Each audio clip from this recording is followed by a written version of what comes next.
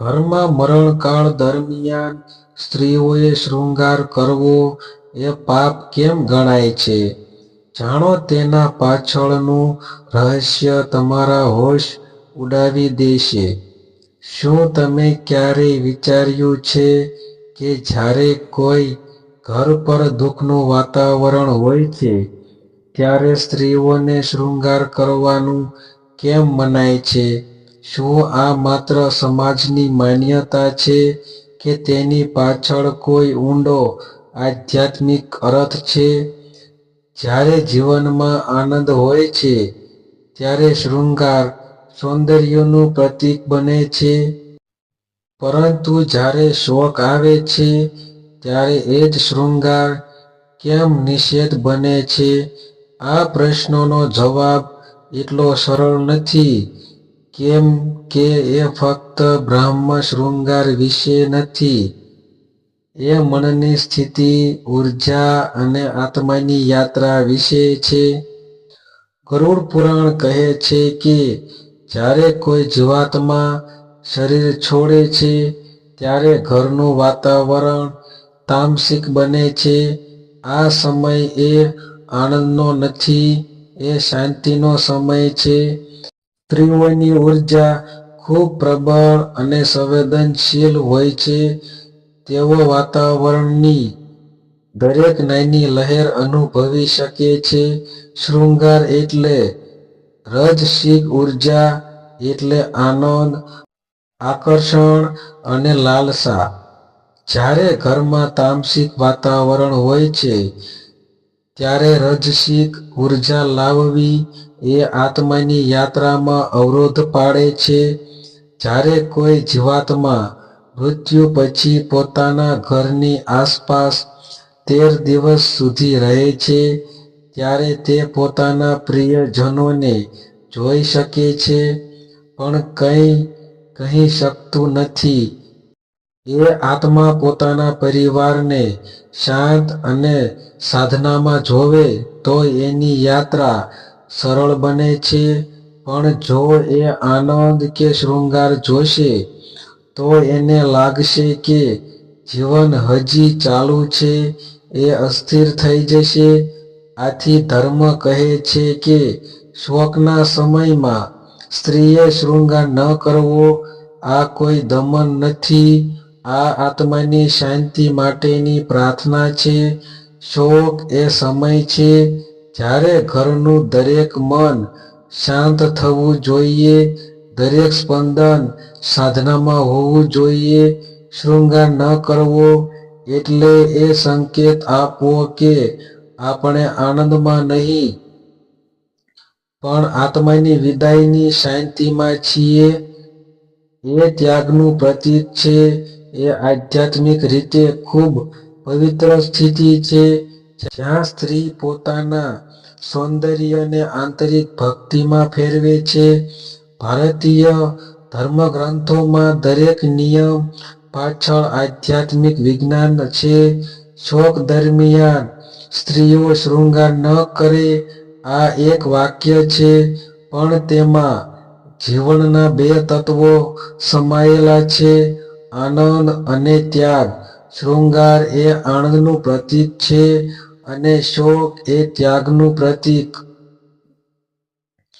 જ્યારે આત્મા વિદાય લે છે ત્યારે આખું ઘર એક આધ્યાત્મિક પ્રક્રિયામાંથી પસાર થાય છે.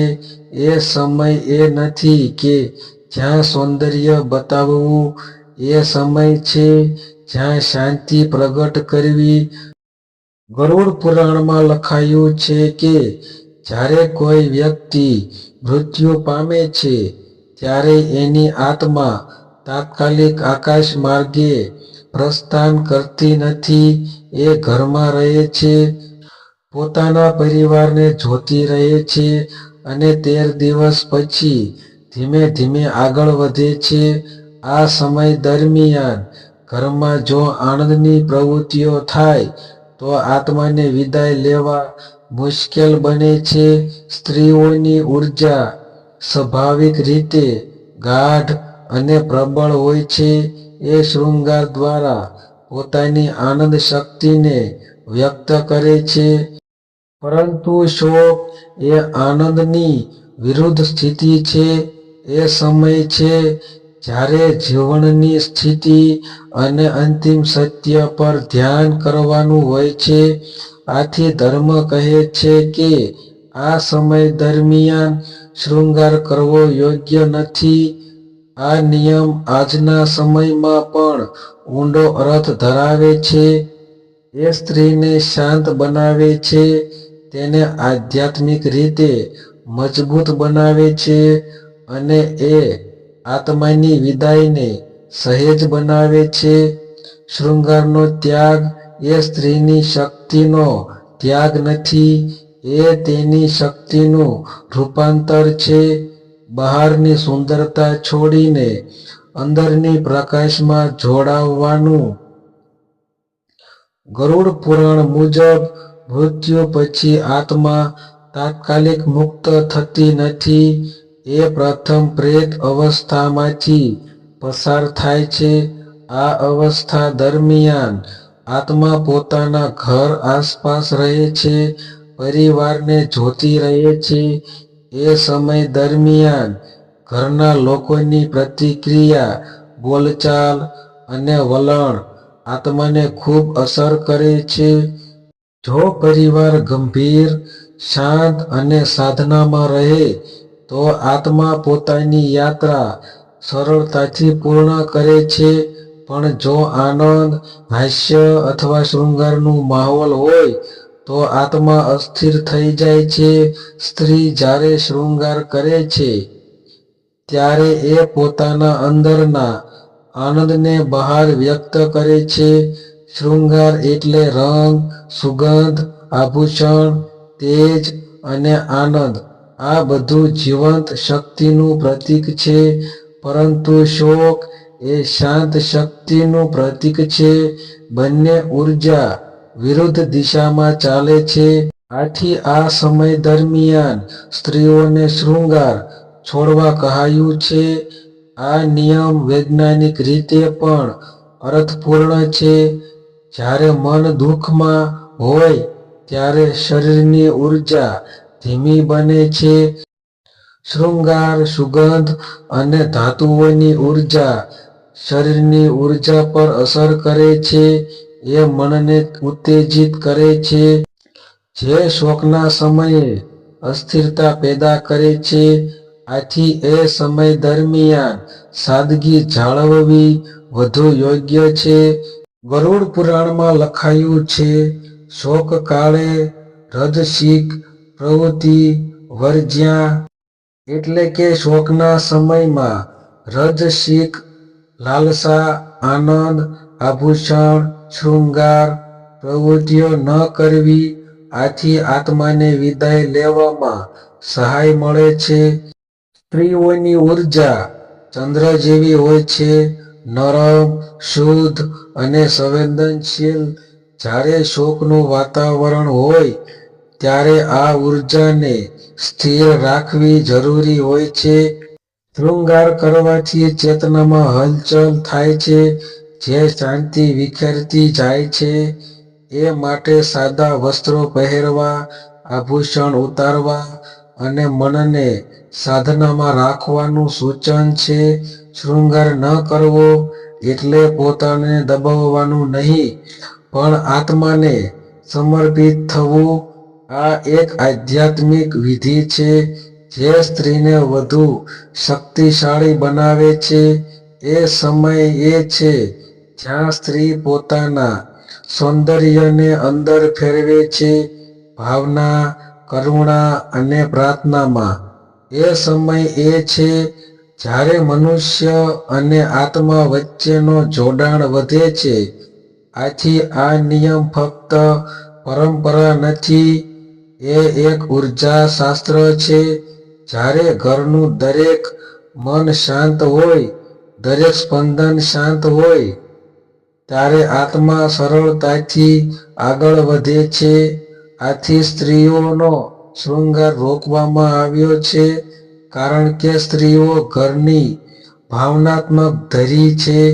જો તે શાંત, સમતોલ અને સાધનામાં રહેશે તો આખું ઘર શાંત બની જશે અને એ શાંતિ જ આત્માની યાત્રાને પ્રકાશ તરફ લઈ જાય છે. આ રીતે જોવામાં આવે તો શોક દરમિયાન સ્ત્રીઓ શૃંગાર ન કરે આ ફક્ત એક રિવાજ નથી, એ આત્માની શાંતિ માટેનો ધર્મ છે. શૃંગાર એ જીવનનો આનંદ છે, પણ શોક એ આત્માની વિદાયનો સમય છે. જ્યારે સ્ત્રી શૃંગાર છોડે છે એ ફક્ત બહારનું રૂપ છોડતી નથી, એ પોતાના મનના પ્રકાશને વધારે તેજ બનાવે છે. એ પોતાના અંતરાત્માને પ્રાર્થનાના રૂપે સમર્પિત કરે છે. આ આપણા ધર્મનો સૌંદર્ય છે. અહીં દરેક નિયમ પાછળ કરુણા છે, પ્રેમ છે અને આધ્યાત્મિક વિજ્ઞાન છે. આથી જ્યારે પણ શોકનો સમય આવે ત્યારે આ નિયમને અંધવિશ્વાસ તરીકે ન જોવો, એને આધ્યાત્મિક સાધના માનો.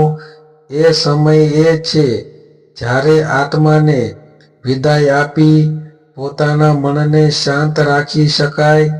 મિત્રો, જો આ વિડિયો દ્વારા તમને આધ્યાત્મિક શાંતિ મળી હોય તો લાઈક કરજો, શેર કરજો અને અમારી ચેનલ લાઈફ ચેન્જિંગ 9192 ને સબસ્ક્રાઇબ જરૂર કરજો. દરરોજ અહીં તમને મળશે એવા આધ્યાત્મિક સત્યો જે તમારું વિચારધારા, જીવન અને દ્રષ્ટિકોણ બંને બદલાવી દેશે. સાથે બેલ આઇકન દબાવજો જેથી આવનારા દરેક જીવન બદલનારા વિડિયો તમે ચૂકી ન જાઓ. ભગવાન તમારું કલ્યાણ કરે, આત્મા શાંતિ પામે અને આપનું જીવન પ્રકાશમય બને એવી શુભકામના સાથે